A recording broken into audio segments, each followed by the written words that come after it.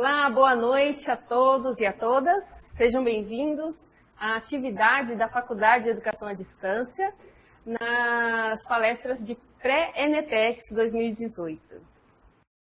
Bom, nos dias 25 a 26 de setembro, a Universidade Estadual do Mato Grosso do Sul, UEMS, e a Universidade Federal da Grande Dourados, UFGD, vão estar realizando o 5º Encontro de Ensino, Pesquisa e Extensão, ENEPEX 2018. A Faculdade de Educação à Distância, a EAD da UFGD, tem organizado uma atividade pré-ENEPEX. Essa atividade é numa etapa concentrada entre os dias 11 a 28 de setembro. E essa palestra acontece hoje, dia 19, aqui na EAD. As duas instituições, tanto a UEMS quanto a UFGD, estarão realizando palestras em seus múltiplos campos, em todo o estado do Mato Grosso do Sul, e a UFGD em suas unidades acadêmicas, ou seja, nas suas faculdades. O tema do evento será a internacionalização da universidade e o fortalecimento do ensino, visando debater as múltiplas possibilidades que a universidade oferece. Na programação da EAD, nós preparamos duas palestras. Uma hoje, dia 19, e a outra, que seria amanhã, dia 20, foi cancelada por motivos particulares do ministrante, não acontecerá nesse momento, mas nós vamos estar oportunizando um outro momento para que ela seja transmitida, porque é muito importante também o tema sobre plágio e direitos autorais. Bom, hoje o nosso palestrante é mestre em administração, conhecimento e inovação, especialista em gestão empresarial com ênfase em recursos humanos e marketing, graduado em administração, técnico em informática, com foco em programação comercial e web atuação e web. Sua atuação profissional é diretor de inovação e startup da Unigran, foi consultor de negócios da sede do Sebrae em São Paulo e experiência em memória e consultoria desde 2004. Também é gerente de relacionamento e mentor do startup do programa Inove Ativa Brasil, um programa de aceleração de startup do MDIC Sebrae Certi. Também é membro cofundador da Associação de Mentores do Brasil, é professor do MBA, FIA da USP e UNOeste, na área de jogos e simulações empresariais, Startup Hunter e avaliador do Shark Tank Brasil. Sony, membro avaliador do CAF, Comitê Acelera Startup, da Fiesp. Também é conteudista do Meu Sucesso, como palestrante e desenvolvimento de treinamentos in company por meio de simuladores. Estará palestrando hoje sobre o tema Inovação Tecnológica, Desafios Contemporâneos na Educação à Distância do Ensino Superior. Vamos convidar, então, Fabiano Akiyoshi Nagamatsu. Seja bem-vindo. No momento, nós vamos estar passando o microfone. Pode. Seja bem-vindo e tenha uma boa palestra. Obrigado, professora.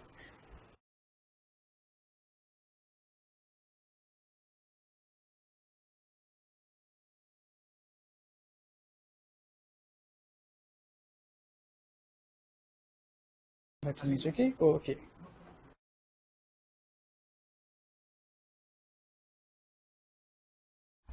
Boa noite a todos e a todas. É um prazer estar aqui palestrando para vocês, falando um pouquinho sobre inovação tecnológica. Bom, como a professora Janete disse, nós atuamos aí na área de inovação. Recentemente estou aqui na cidade de Dourados, no Mato Grosso do Sul, para assumir, então, desde o começo do ano, nós assumimos aí a diretoria de inovação da Unigran. Nós estamos trazendo todo o conceito, toda a cultura de startup e vamos agora também trazer aquilo que nós já atuávamos em São Paulo, né, para a nossa região aqui. Outro ponto interessante também, que não estava no currículo, é que eu faço parte da Confraria do Empreendedor, que é um grupo de empreendedores ligado ao LEAD Futuro, né, um grupo de empresários, e sou cofundador também do Mentores do Brasil, que é uma rede de mentores, hoje que atua no Brasil todo, aproximadamente 350 mentores. E esses mentores são voltados todos para a área tecnológica, né? Então são diversas áreas, são diversas especialidades que nós, voluntariamente, nós estamos aí contribuindo para a melhora do Brasil.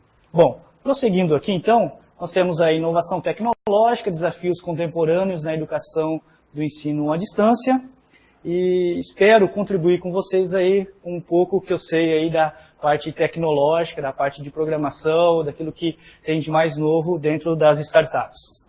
Bom, então nós podemos ver que o surgimento do EAD, do ensino à distância, ele vem muito além daquilo que nós imaginávamos. Ele surge no final do século XIX, quando existiam aqueles jornais, né, aquelas publicações, né, divulgando determinados cursos, né, aqueles panfletos bem antigos, né, que eram em mimeógrafos. Com o passar do tempo, passou a ser divulgado pelo rádio, então aí a questão do ensino à distância, as pessoas recebiam pequenas dicas pelo rádio mesmo, pequenas dicas muitas das vezes técnicas.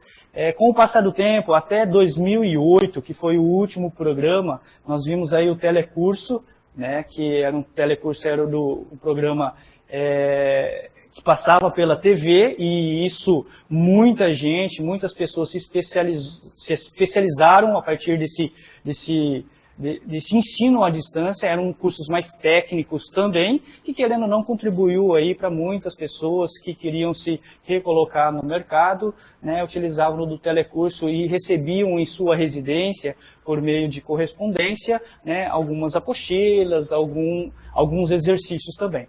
É claro que depois do telecurso para cá, né, no final da década de 80 para 90, nós temos aí o avanço da internet. A gente vê que a internet fez com que a globalização aumentasse, com que a gente pudesse crescer cada vez mais, expandir, quebrar fronteiras, ultrapassar fronteiras, na verdade, em relação à questão do conhecimento e principalmente no que se refere à questão do compartilhamento desse conhecimento. Então nós podemos ver que há um crescimento exponencial, e nós vamos tratar sobre isso também na palestra, quando nós falamos da internet. A internet ele fez com que nós pudéssemos ter mais capilaridade e mais atuação em campos remotos, onde possivelmente esses determinados tipos de conhecimento poderiam chegar. Tá? Então, prosseguindo aqui, nós temos alguns números dentro da nossa agenda, nós vamos falar de alguns números voltados para o EAD. Então, números atuais, não tão atuais, né? É um censo do EAD de 2016, é a última atualização. Nós temos aí que espera-se em 2023, né, ter mais cursos superiores na modalidade à distância do que presencial. Esse é o avanço que está tendo, né? Ou seja, pelo menos mais pessoas vão buscar, principalmente em grandes centros, né, a modalidade do ensino à distância. Até por conta de comodidade, né? Nos grandes centros a gente visualiza aí a grande dificuldade de locomoção, do estresse, né? Então a questão comodidade, segurança, mais facilidade, contribui para que o EAD cresça cada vez mais em relação ao curso presencial.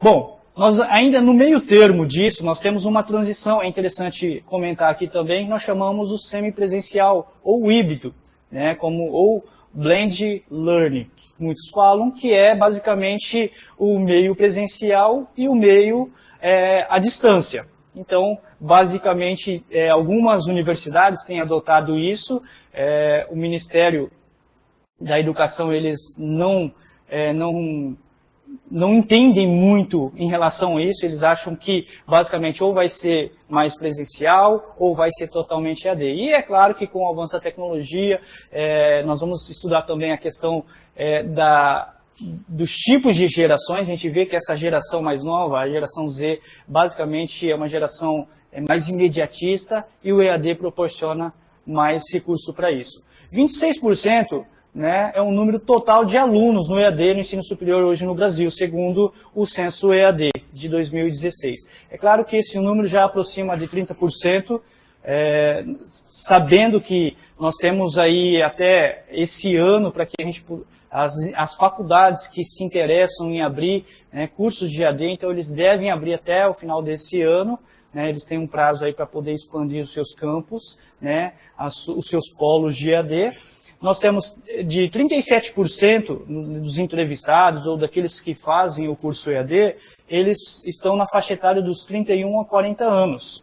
Então notem aí que nós estávamos falando aí do público de geração Z, que vamos tratar lá na frente, nós temos aí um público que não é da geração Z, talvez da X, né, de 31 a 40 anos, basicamente é uma geração que quer se recolocar no mercado, mesmo por conta de tantas reformas, de tantas mudanças relacionadas à economia e à questão trabalhista, né, reforma trabalhista, a lei da terceirização, isso acaba impactando, fazendo com que as pessoas busquem mais conhecimento, busquem mais experiência, e aí quando nós falarmos de experiência, nós vamos ultrapassar as barreiras aí de uma sala de aula e falarmos um pouquinho mais de tecnologia.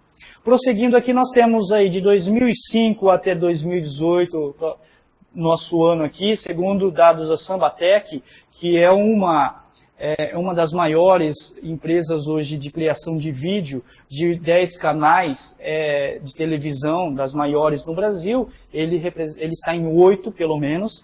Então, o Sambatec ele fez um estudo e fala que de 2005, que tinha 100 mil, né, alunos, ele passou de mais de 1,5 milhão de alunos em 2018, né, alunos que estão na modalidade EAD, no ensino à distância. Então, é um número que, né, na verdade, esse número está desatualizado, nós já sabemos que temos muito mais, né, de 1,5 milhão, e isso tende a crescer por conta da facilidade e do avanço da tecnologia também.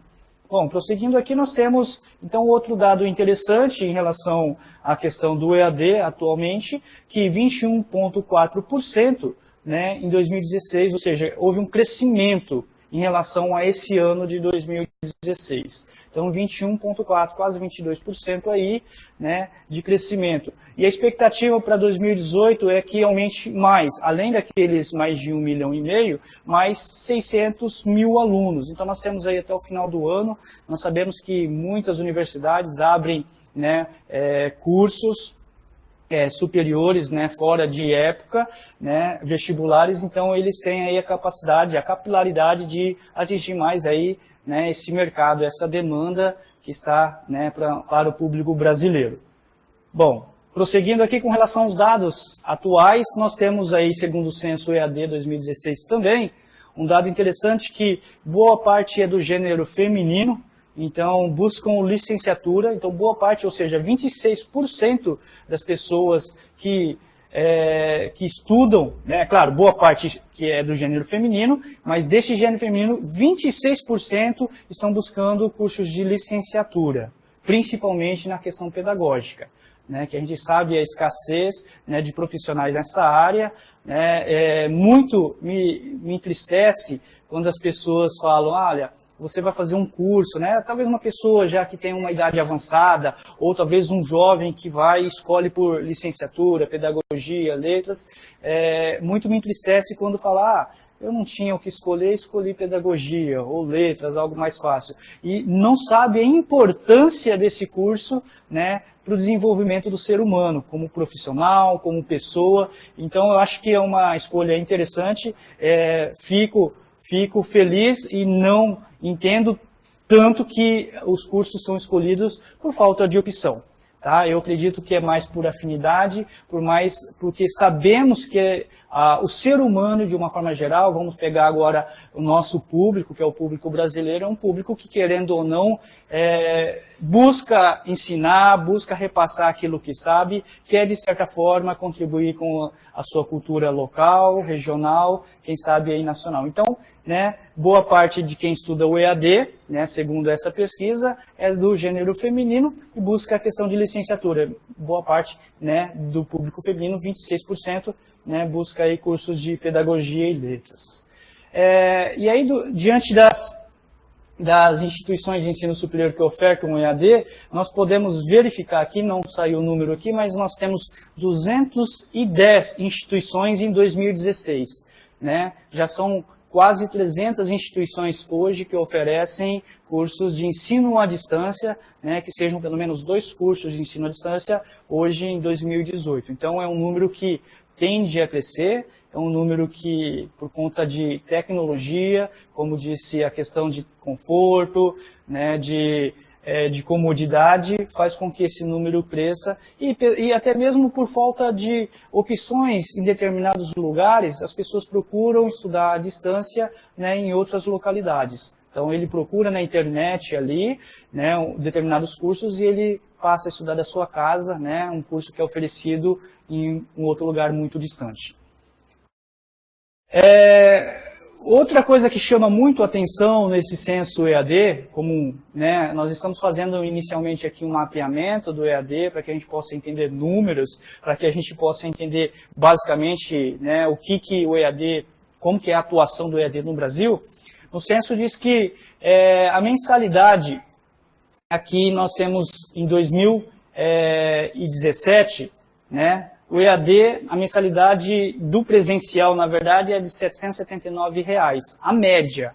Tá? E a média em 2017 do EAD é de 279. É claro que existem alguns cursos mais baratos, outros mais caros, né? Mas a média é de 279. Então, notem que o EAD se tornou, agora focando um pouquinho no lado comercial, né, das maioria das faculdades privadas, uma opção de redução de custo. E aí eu vou falar um pouquinho para vocês relacionado à questão industrial. Quando nós falarmos depois de tendências e desafios, eu vou citar um pouquinho da relação industrial e da relação de custos. Por quê? Porque isso, né, faz parte, né, da questão de empregabilidade, faz parte também na nossa cultura como educador, e é difícil a gente fugir disso.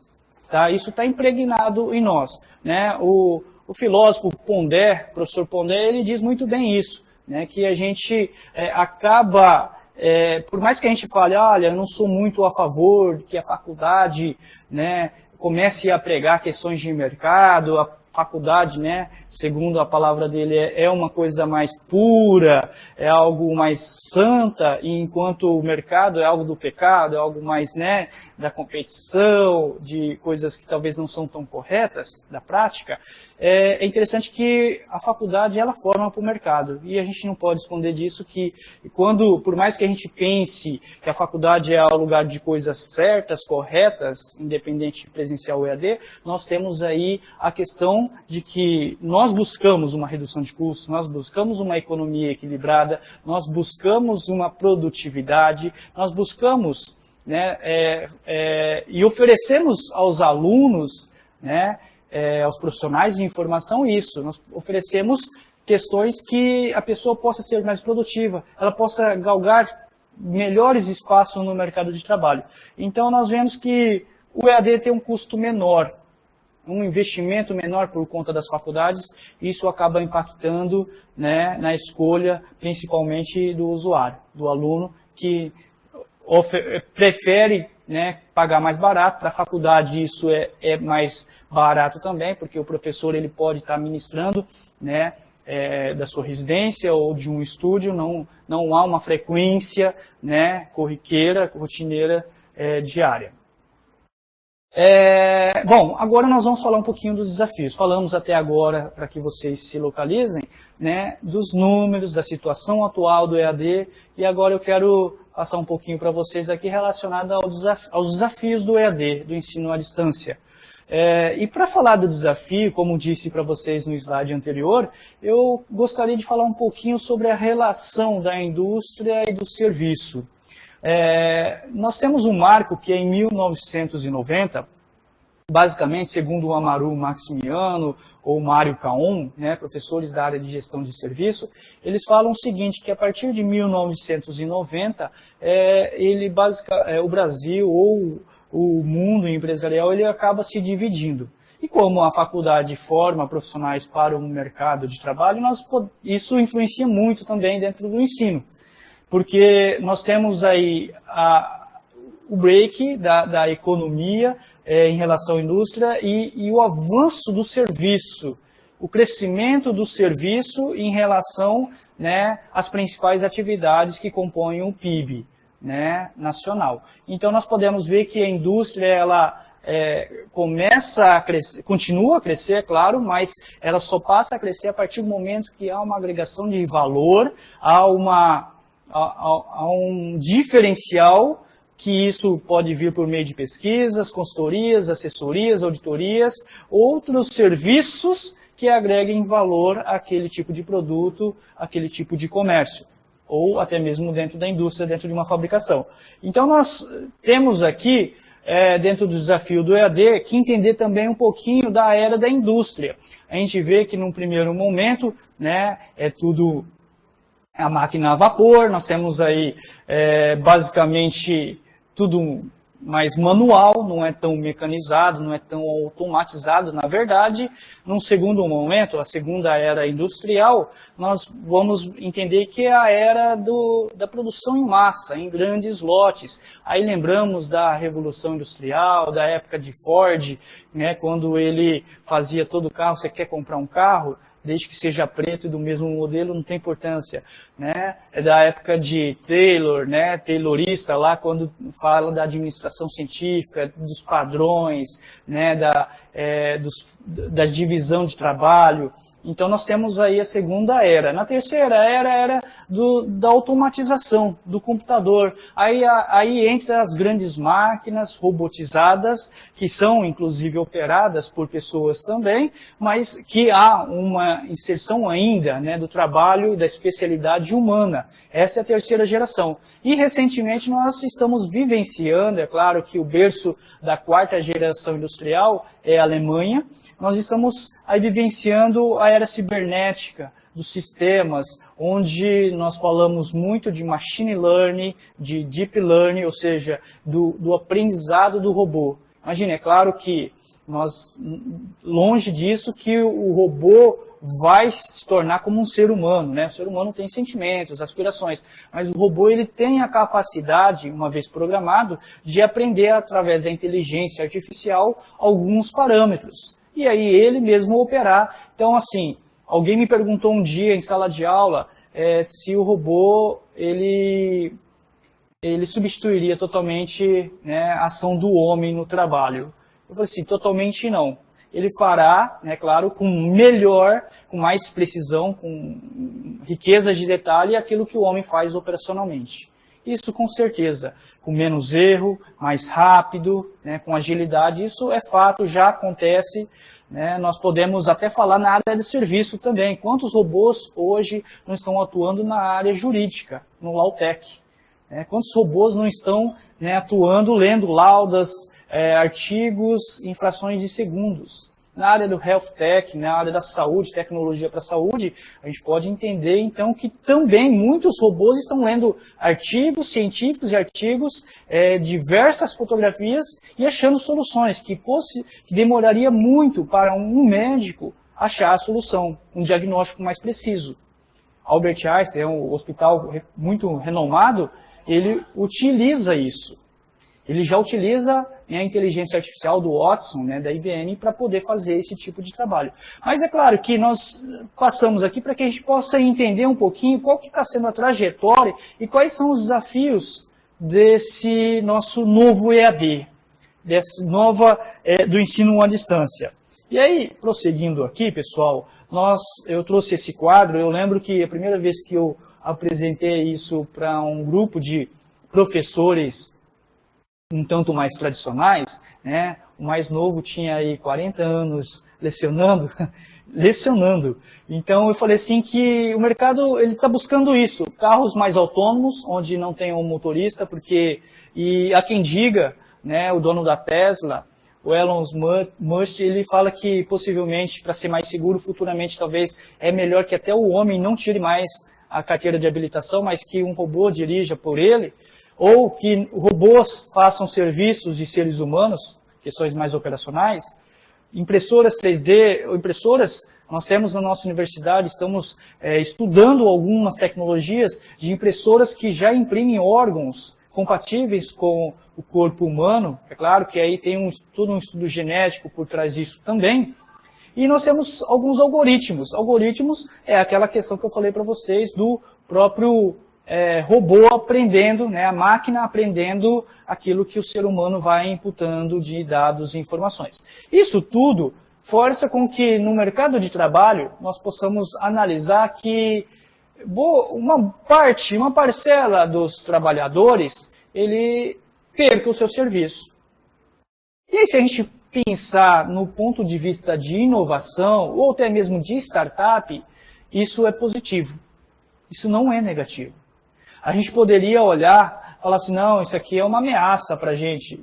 A inserção de tecnologia faz com que as pessoas fiquem desempregadas. Mas se a gente pensar pelo lado de inovação, de empreendedorismo, de startup, nós estamos falando que quando o LinkedIn estudou muito a Coreia do Sul, e na década de 60, a Coreia do Sul estava muito mais abaixo que o Brasil, e eles tomaram um caminho totalmente diferente do Brasil, naquela época, politicamente. O Brasil se abriu para quê?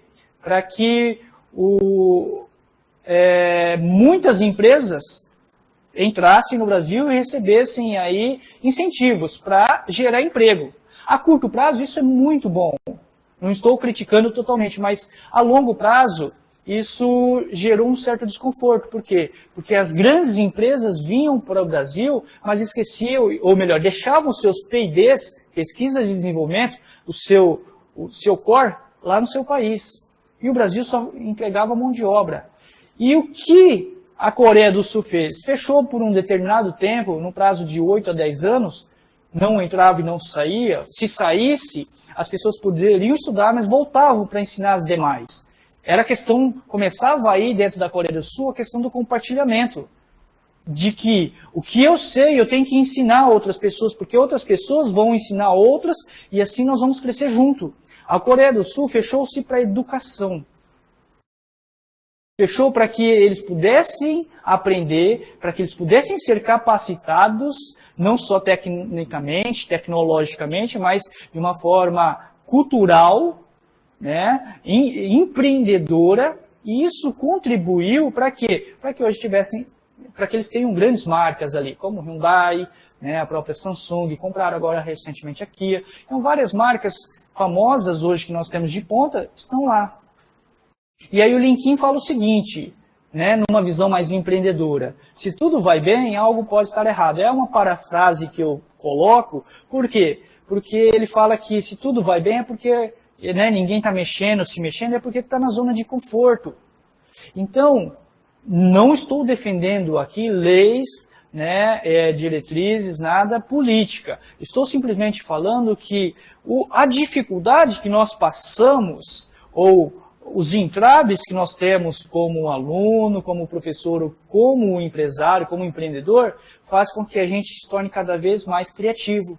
Busque alternativas. Então, o LinkedIn, traduzindo ele fala o seguinte, que quando tudo vai bem, algo pode estar errado. A gente está na zona de conforto. É necessário que haja um problema. E se não há um problema, não há, né, motivo de eu estar aqui, você estar aí assistindo, vocês estarem aqui se capacitando. Tá? Então, quando nós estamos falando que estamos estudando, estamos nos capacitando, buscando conhecimento, estamos buscando algo para quê? Para melhorar alguma coisa que não está a princípio. Seja política, seja econômica, seja administrativa, que seja no seu bairro, que seja na sua família. Para que a gente possa contribuir de alguma forma. Então, quando nós estamos falando de empreendedorismo, nós pensamos nisso. Perdeu essas pessoas que saíram, que perderam o emprego, possivelmente elas vão se reciclar, ou isso é o que nós temos que ter de incentivos a partir do próprio governo, a partir dos órgãos que vão, né, incentivar a educação, a buscar ser empreendedores, a buscarem se capacitar e trabalhar em outros lugares. Serviço sempre vai ter. O robô ele não opera sozinho. É necessário que haja um profissional qualificado. Eu lembro que participei de algumas consultorias, onde uma era a usina de cana-de-açúcar, onde eles automatizaram tudo. Estavam, né, para que os cortadores de cana cortassem as canas, a colheita acontecesse, tinha que queimar, fazer uma queimada primeiro. Então isso, querendo ou não, prejudicava muito a saúde do trabalhador. E aí eles resolveram mecanizar isso. Muitos ficaram revoltados, porque perderiam o seu emprego. Muitos eram estudantes daquela universidade onde eu, né, trabalhava naquele momento. E nós criamos um programa de incentivo para que aqueles trabalhadores se capacitassem e se tornassem profissionais dentro de uma administração da própria usina. A maioria deles estão até hoje lá. Então, é interessante, em outra, uma montadora resolveu colocar robôs para fazer mais de 10 funções de pessoas ali. Ou seja, no mínimo 10 pessoas perderiam o emprego. Alguns tiveram a visão de fazer uma capacitação para operar esse robô, porque não tinha ninguém que operava. Então, e boa parte então daqueles também que perderam o emprego foram para a parte administrativa de menos risco. Então, é interessante que a gente pense nisso, que o problema que sempre vai existir, ele sempre vai nos remeter à busca de criatividade, de inovação para uma solução. Então, nos tornamos mais empreendedores. A Netflix, ela não veio, né, para matar a Blockbuster, por exemplo. Né? O Uber não acabou com os taxistas, ele veio para somar. Na verdade, ele veio até para melhorar, talvez, o serviço prestado pelos taxistas, porque só há uma melhora quando há uma concorrência, porque eu não consigo falar que eu sou melhor em alguma coisa se eu não tenho com quem comparar. Então, aí talvez o Uber e outros aplicativos vieram para que isso contribuísse. A Apple, ela não matou, né, a questão da música, ela contribuiu, né, a partir do iTunes para que a música fosse compartilhada e que mais pessoas tivessem acesso a músicas diferentes. O Airbnb não acabou com a rede de hotelaria, ele veio para contribuir, fez com que os hotéis melhorassem e até mesmo se tornassem parceiros do próprio Airbnb, que é uma forma bem democratizada e uma forma mais de compartilhamento. Imagina aí quantas pessoas... E o interessante, eu tenho vários amigos que utilizam esse aplicativo e eles falam que as pessoas são muito mais educadas, prestadas para isso. Por quê? Porque imagina você deixar um quarto de um hotel bagunçado é uma coisa, deixar o quarto de uma casa bagunçado, possivelmente você vai voltar naquela casa, então quer dizer, fica ruim para você. Então as pessoas acabam contribuindo também, né, se tornando pessoas melhores. A Amazon não matou outros varejistas, ela somente contribuiu e fez com que outros varejistas tivessem uma mentalidade também a começar a vender, né, pela internet, online. Então, nas faculdades, o EAD, agora focando no nosso assunto aqui, né, falando do nosso desafio, o EAD ele não veio para matar as universidades totalmente presencial, porque nós sabemos que muitas vão ainda continuar presencial. Muitas dependem de um laboratório para análise. Por mais que a gente pegue um VR, né, uma realidade virtual, e a gente consiga fazer uma cirurgia virtual num corpo humano, não necessariamente precisa de um cadáver, né, numa aula de anatomia, nós precisamos de um laboratório. Nós precisamos de fazer testes, precisamos de um local. Então, para alguns cursos, a faculdade presencial faz muito sentido. Então, o EAD veio para contribuir também, veio para complementar a faculdade e os cursos presenciais. E para a gente entender melhor como que o EAD está prosseguindo, um dos desafios é a gente entender qual que é o nosso público. Nós vimos lá que era um público X, né, de 31 a 40 anos, basicamente é um público X. É um público, né, da geração que veio depois dos Baby Boomers, que é próximo da Segunda Grande Guerra Mundial. Aqui nós estamos falando próximo de 1980, 81, a geração X.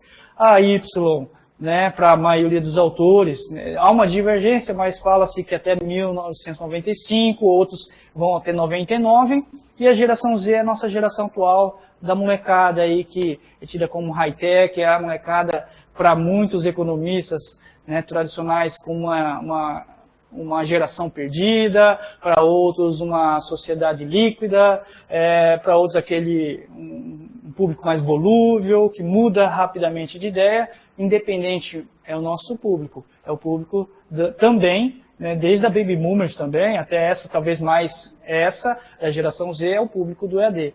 É interessante que nós, como gestores, né, de ensino, ou vocês como estudantes, que a gente entenda, né, qual que é a nossa geração. Quem que nós estamos atendendo aqui? E aí é claro que por trás do EAD não é simplesmente ir lá postar um curso, simplesmente ir lá colocar uma apostila, um material para que as pessoas possam ler e para que a gente possa discutir. Não só isso, nós precisamos de todo um aparato tecnológico, né? E esse aparato é um investimento, e quanto menos melhor. Nós temos várias plataformas hoje gratuitas, né, para ensino à distância, mas nós precisamos, por quê? Porque o mais importante disso nós chamamos de data science, ou seja, o tratamento dos dados dessas pessoas, o comportamento delas, como que elas estão, né? Por exemplo, o próprio Netflix, ele não lançou uma pesquisa e falou assim, olha, vai lá, vocês vão, né, eu vou fazer uma pesquisa aqui, qual que é o filme que você mais gosta? E aí você, para falar que você é culto, que você é inteligente, talvez você vai falar assim, não, eu gosto de um filme de Shakespeare, né, eu gosto de uma série, né, eu gosto de ver filmes mais cultos. Talvez você até responda isso, mas ele coloca uma inteligência artificial para tratar os data science, ou seja, para tratar a ciência dos dados ali, e ele rastreia você e sabe que você assiste, talvez aí, filmes, né, de romance, de comédia boba, de historinhas, né, desenhos talvez, que não tem nada a ver com aquilo que você respondeu. Então o robô, ou seja, o computador, ele é muito mais sincero do que o ser humano, ele consegue captar aquilo que o ser humano muitas das vezes mente.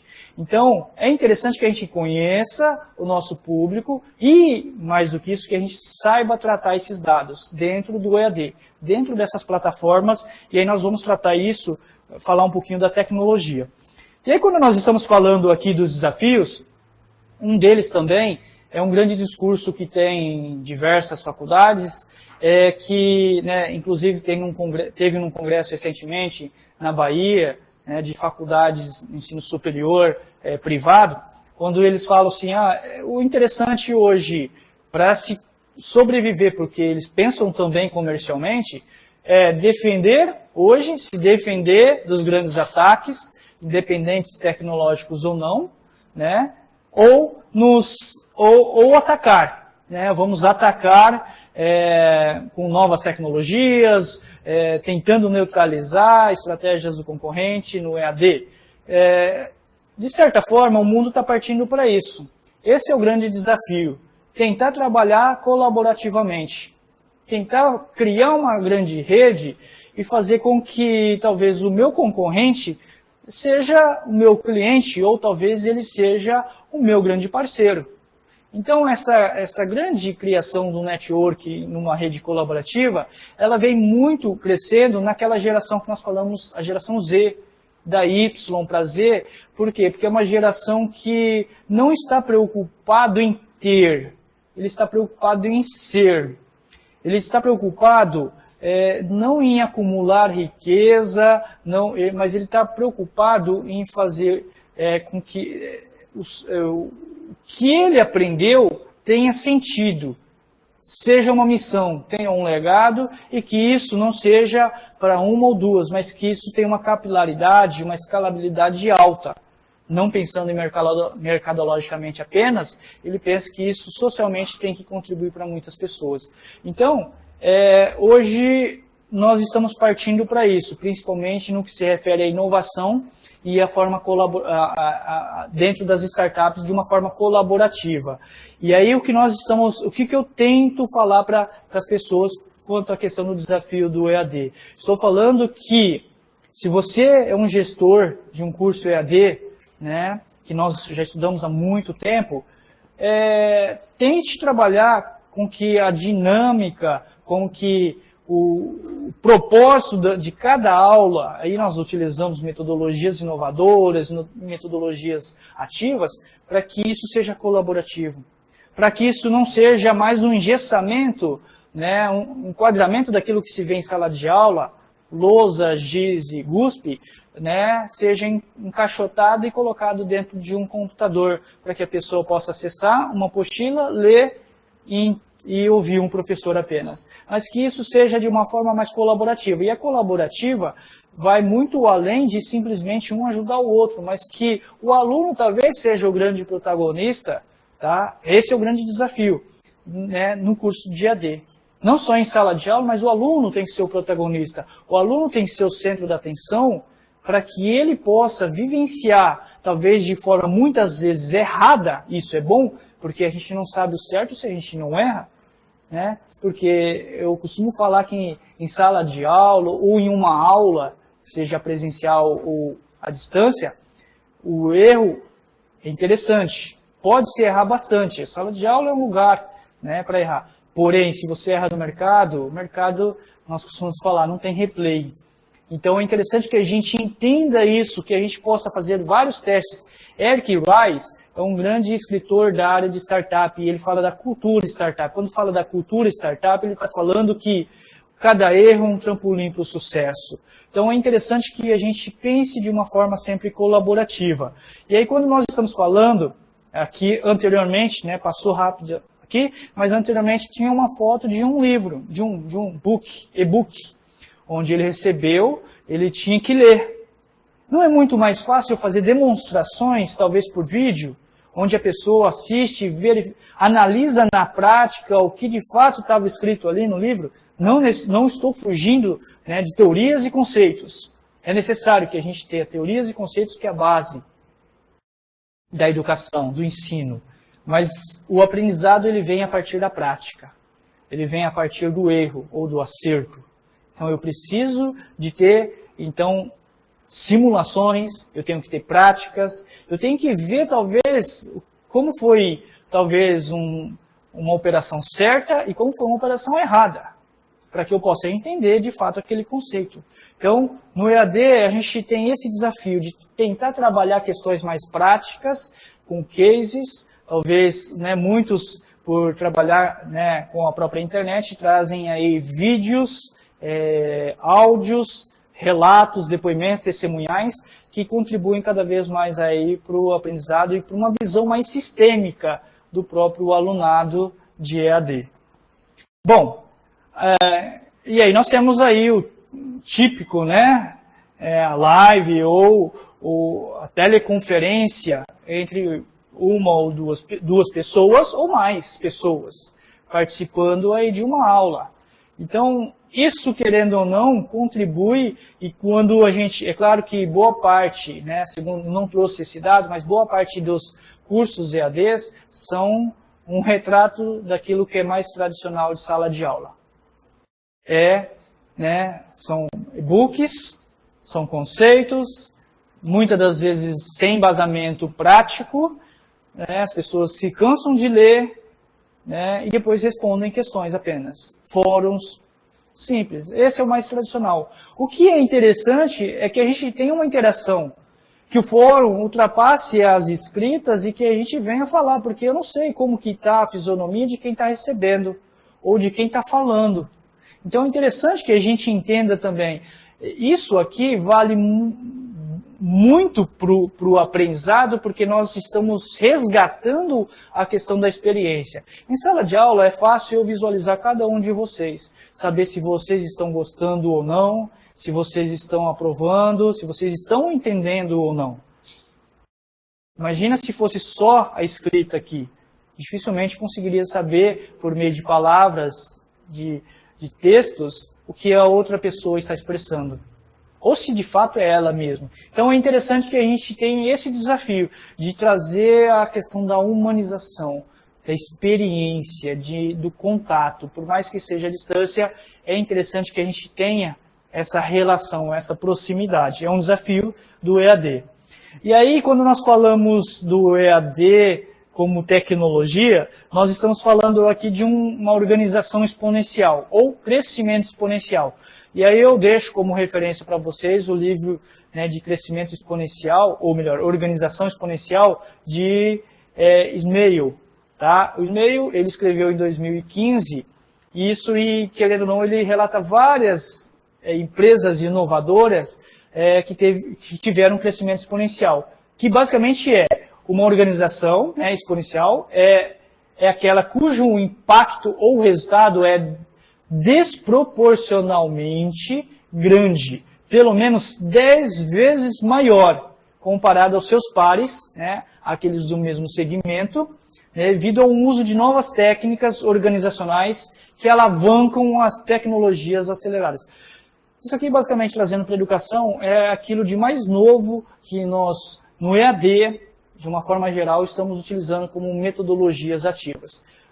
Aqui nós estamos falando que é um conceito organizacional, mas trazendo para a educação, nós temos as metodologias ativas, diversas metodologias ativas. Aquilo que prende, de fato, o aluno e faz com que, em uma aula, ele aprenda, talvez, coisas que nós teríamos que gastar ou utilizar 4 ou 5 aulas, ou até 10 aulas.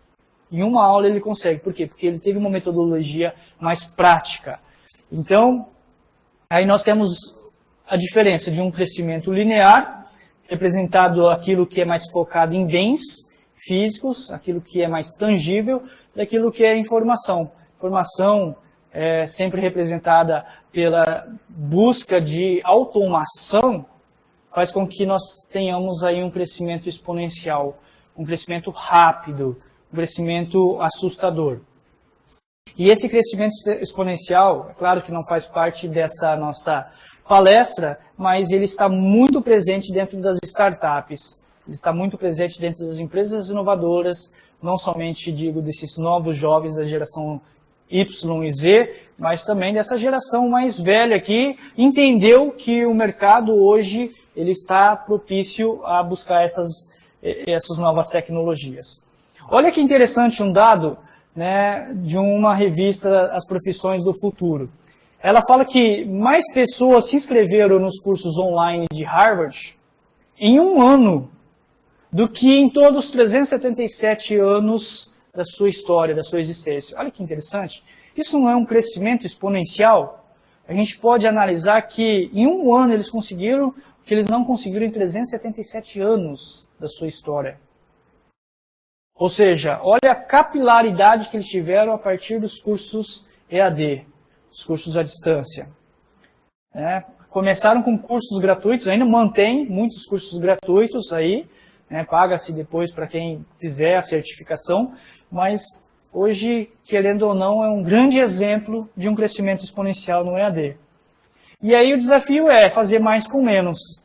Mais eficiência, menos colaboradores direto, mais qualidade, com mão de obra especializada, mais agilidade e crescimento, menos passivo trabalhista, menos responsabilidade sobre atividades operacionais, menos custo. Hoje essa é a nova organização.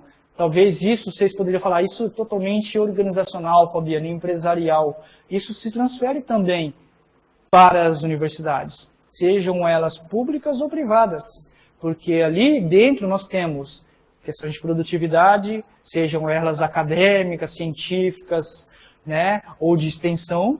Também nós temos dentro da privada, então dentro da pública e da iniciativa privada, nós temos os dois modelos.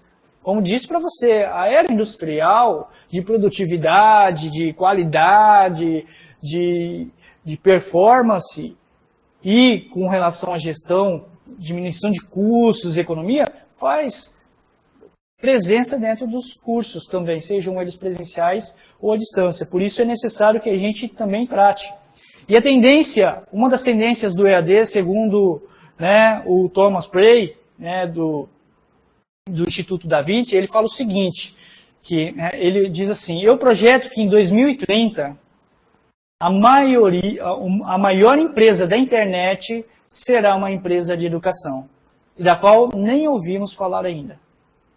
Então, pense em todos os cursos EADs, plataformas diferenciadas que você já viu, de startups que você viu ainda hoje, porque é uma declaração recente dele, e ele fala assim, então, viu, pensou em tudo que você já conhece, que já existe hoje? Não é nenhuma dessas que vai ser a maior empresa da internet. É uma empresa que ainda não existe.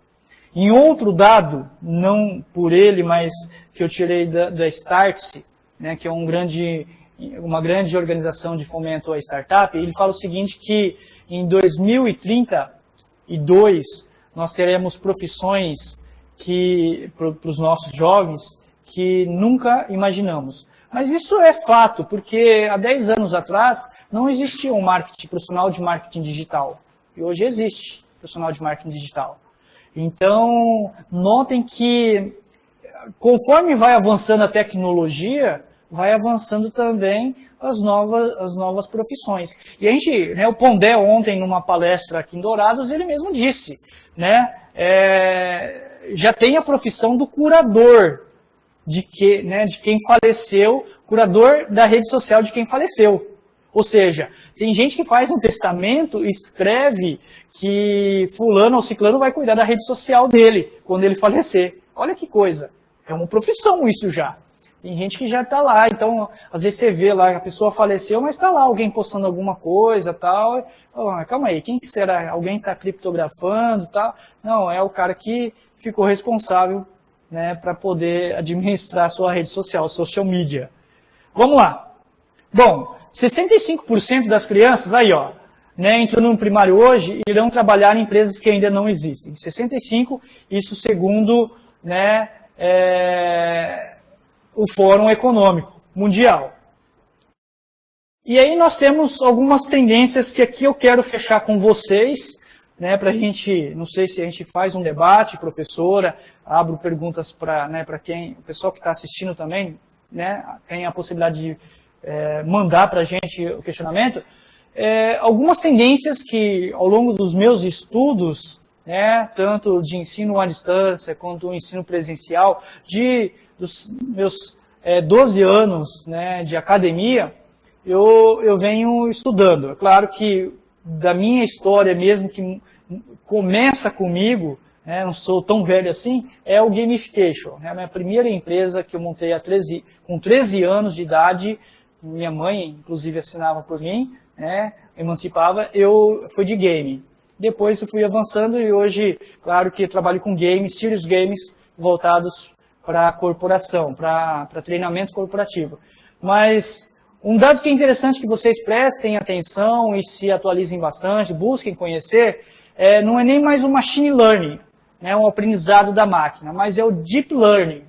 Tá? O que é o deep learning? É o aprendizado em alta performance. Então imagine que o aprendizado da máquina já era bom, a máquina aprendendo alguma coisa e respondendo para você. Imagine o deep learning, então, que é um aprendizado em alta performance, onde ele pode entender não somente um tipo de segmento, um assunto, mas diversos assuntos ao mesmo tempo e debater com você.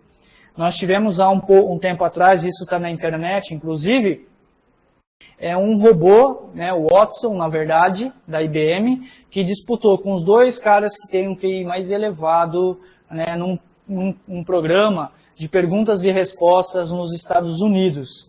E nesse programa, trouxe os caras com QI elevado, o Watson ele respondeu quase que 70% das perguntas em frações de segundo. Ou seja, ser humano nenhum consegue chegar a essa marca.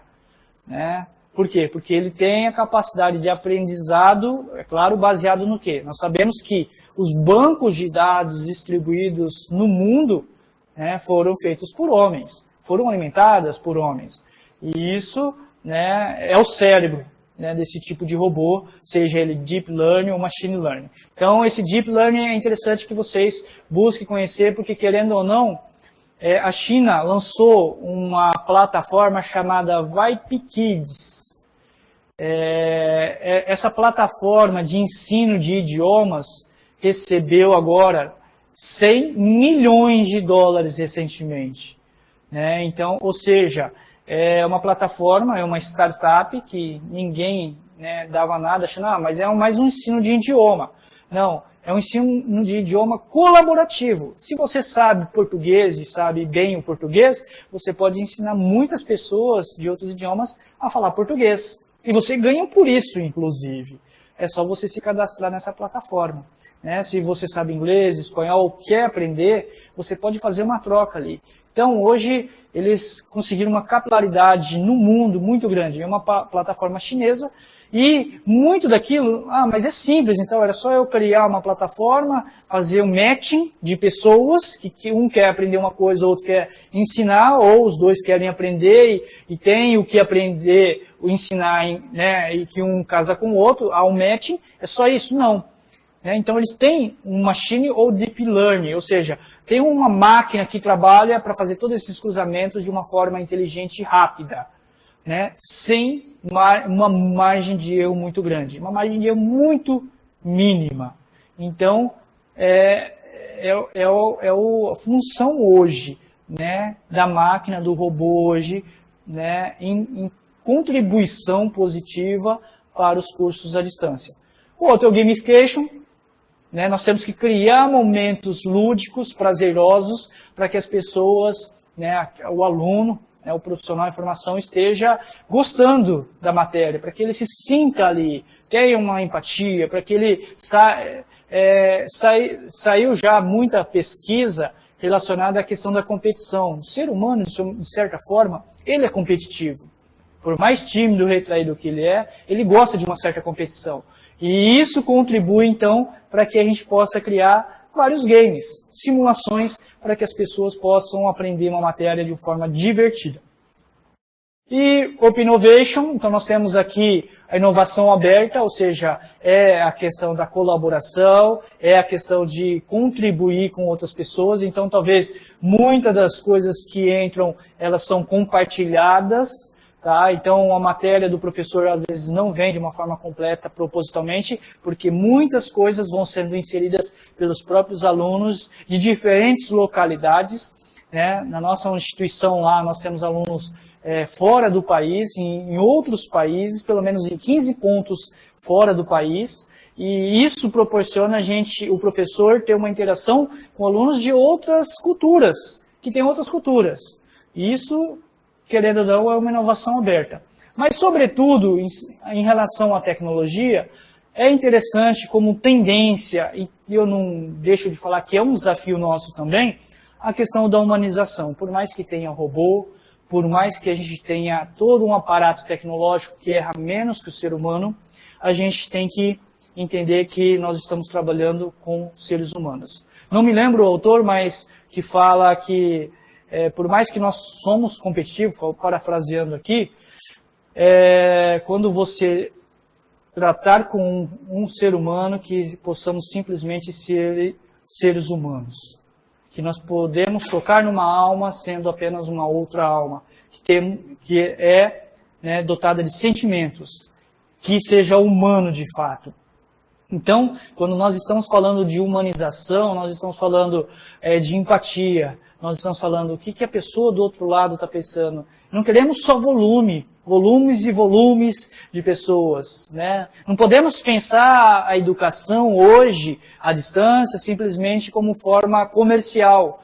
Eu tenho uma maior margem de lucro porque eu coloco 1000 pessoas numa sala virtual, porque eu poderia só colocar 80, 50, agora eu tenho 1000 pessoas. Mas como que você está fazendo a humanização? Como que você está trabalhando essas pessoas, os sentimentos delas, os sonhos dessas pessoas? Porque essas pessoas não fazem, muitas delas não estão fazendo simplesmente por fazer.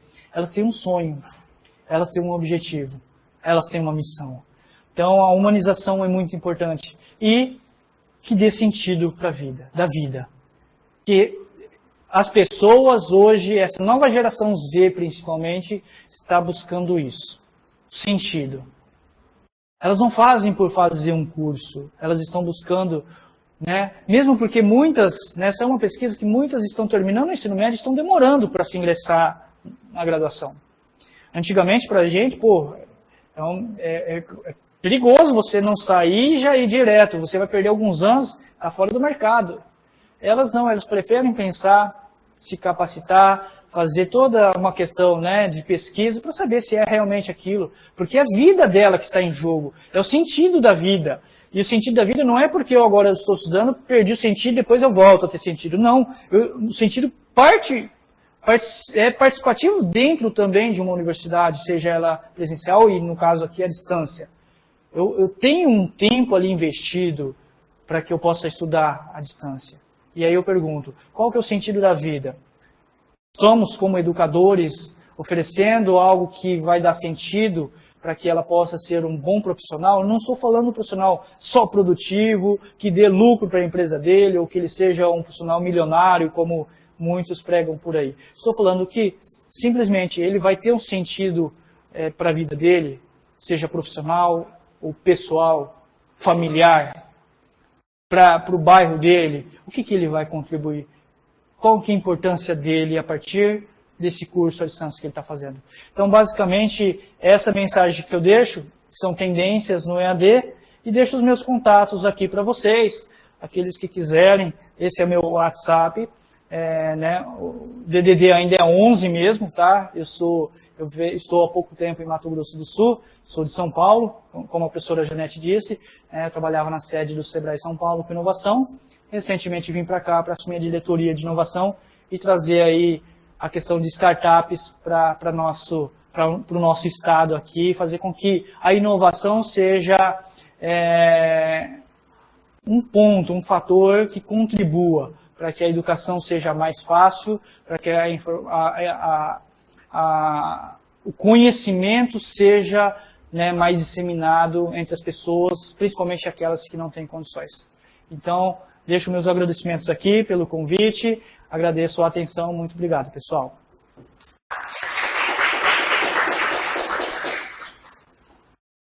Eu que agradeço, né, a sua participação aqui.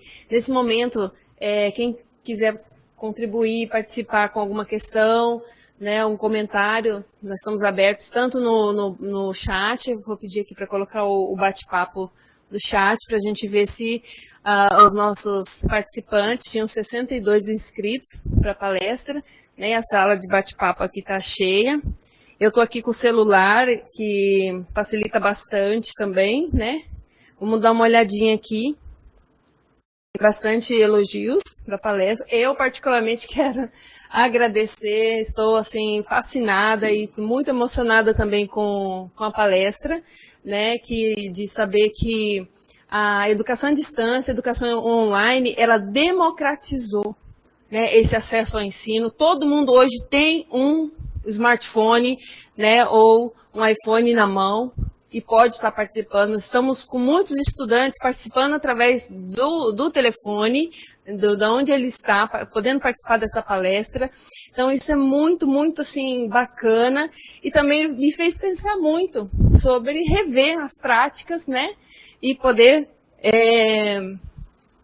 participar com os estudantes desse momento que eles estão vivendo, apesar da aceleração, né, que até a própria Terra, o planeta Terra, está mais acelerado em hertz por segundo, né, por conta de toda essa cabeças pensantes aí aceleradas, acelera até o planeta, né, as vibrações do planeta. Então, de que a gente não pode pensar que isso só vai prejudicar, né, porque a gente tem a referência do que já existe. Assim como tem profissões e empresas que ainda existirão para os nossos filhos, ainda que são crianças hoje, poderem trabalhar, ainda nem existem esses empregos, esses cargos ainda, né? Por que a gente está tão preocupado assim? Vamos ser otimistas e olhar, né? Outra coisa também que me chamou muita atenção é a humanização, porque por mais que as máquinas agora ocupem mais o trabalho pesado, o ser humano tem mais tempo para pensar em si, pensar e olhar para o outro, né? Então, essa humanização, ela está acontecendo mesmo. A gente vê as pessoas mais preocupadas com o planeta, mais preocupadas com a natureza, né? Com o bem-estar, com o bem viver, né? E eu vejo com bons olhos, né? Porque as mudanças sempre trazem um pouco de desconforto para nós, mas depois a gente começa a vislumbrar todas essas possibilidades. Eu só tenho a agradecer, né, a sua explanação, a sua explicação sobre esse tema aqui. E tem uma pergunta aqui.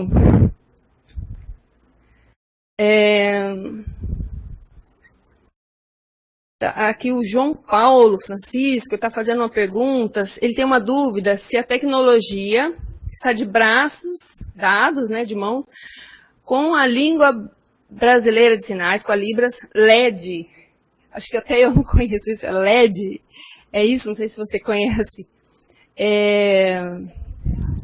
EAD? Acho que ele quis digitar EAD.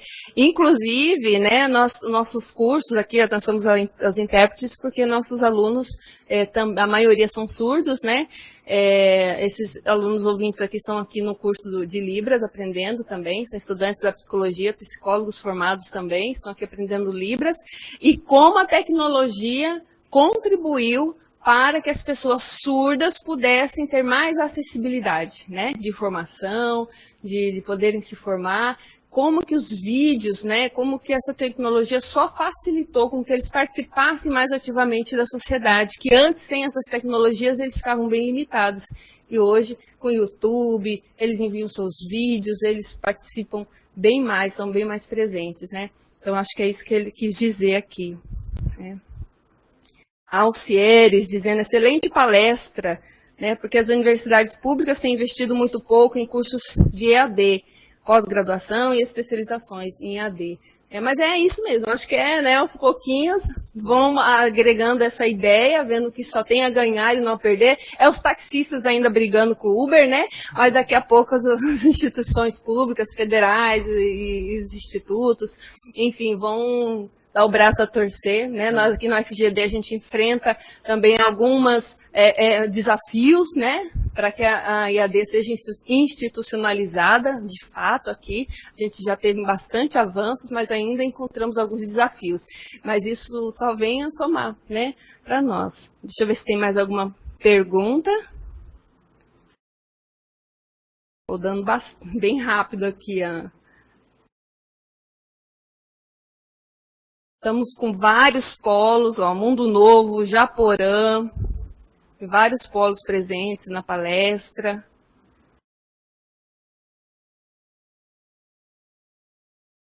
Deixa eu ver se tem mais alguma pergunta, meu celular está pulando, talvez seja...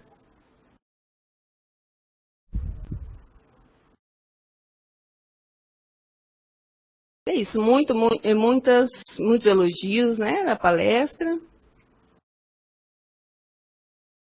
Alguém aqui no presencial gostaria de fazer alguma pergunta, alguma colocação?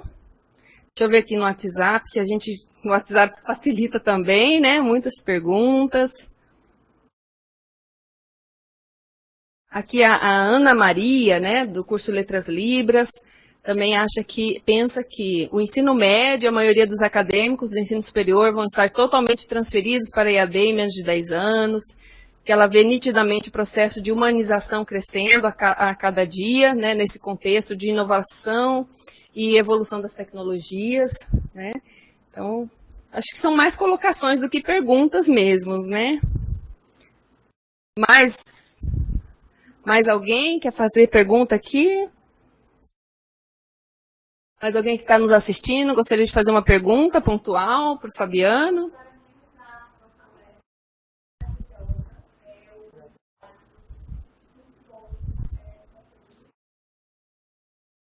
Vamos aqui a Valdirene do nosso curso, parabenizando o palestrante, né? O nosso curso a gente tem presencial, nós temos uma parte online também, que os estudantes participam e acessam material, vídeos e postam atividades online também. Acredito que é isso. Mais alguma pergunta? Aqui o pessoal que está online.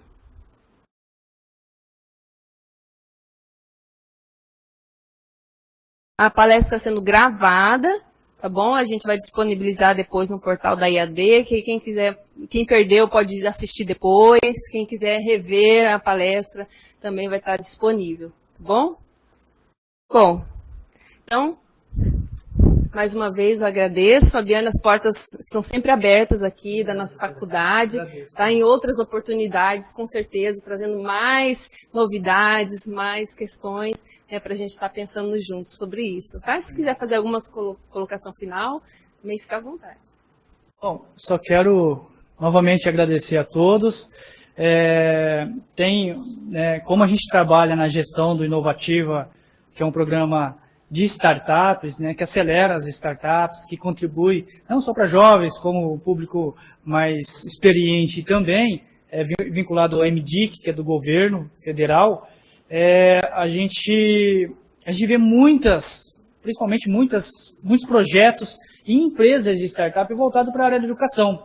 Né? Teve um comentário aqui, né, da questão de Libras e tudo mais. Tem uma startup que hoje ela está saindo do Brasil já, que chama Handtalk, né, que em todos os sites agora eles colocam lá, né, a linguagem de Libras. Isso é interessante, tá?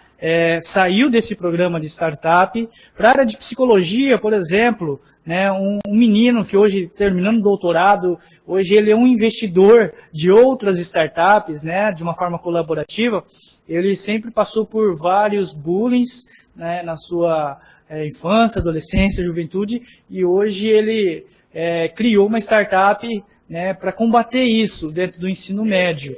Né? Então, ele tem parcerias com vários psicólogos, né? Então isso contribui muito. Então, assim, essa nova juventude, como a professora mesmo disse, tem trabalhado esse lado mais humano, de humanização, de querer não simplesmente contribuir, mas de querer entender primeiro tudo o que está acontecendo, e isso à distância tem funcionado. Muitos professores, por onde eu tenho passado e palestrado, têm uma certa resistência. Mas a tecnologia tem feito com que muitas pessoas ficassem desempregadas. Eu já estou muito velho ou velha para me adaptar à tecnologia, mas a tecnologia vem para facilitar. E aí o tempo que a gente economiza e tem a mais é para que a gente possa ter esse lado mais humano. Né? Humano no sentido de estar mais com a família, né? De estar mais presente com os filhos. Eu tenho uma filha de 8 meses, né? E isso não tem preço. Você está junto com com seus familiares, com a sua esposa, seu marido, com seus filhos, isso é muito importante, né? E aí você tem mais tempo também para fazer o bem, para poder contribuir com outras coisas. Então, a tecnologia, é claro, tudo tem o seu lado bom e ruim, né? Basta a gente, nesse caso, olhar para a tecnologia e tentar trazer para o lado bom para que isso contribua para muitas pessoas. Pessoas, inclusive, que talvez não tenham acesso, né, por conta da distância, a um ensino presencial. Então, ele pode ter de forma remota, ok? Muito obrigado novamente, pessoal. Boa noite.